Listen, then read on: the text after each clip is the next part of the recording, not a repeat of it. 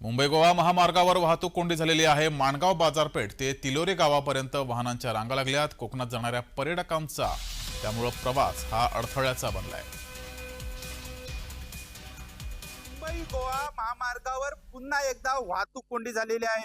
ही सध्याची दृश्य आहेत मुंबई गोवा महामार्गावर माणगाव बाजारपेठेपासून तिलोऱ्या गावाच्या हद्दीपर्यंत या वाहनांच्या लांबच लांब रांगा पाहायला मिळत आहे।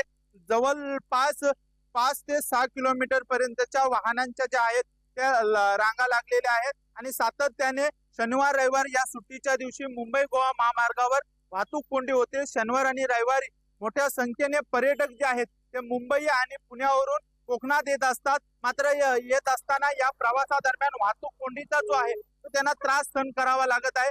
गेल्या अनेक वर्षापासून मुंबई गोवा महामार्गावरचा जो माणगाव बायपास आहे त्या काम अर्धवट असल्याने सातत्याने मुंबई गोवा महामार्गावर माणगाव बाजारपेठेतील वाहतूक कोंडी होते आणि प्रवाशांना जो आहे तो नाहक त्रास सहन करावा लागतो।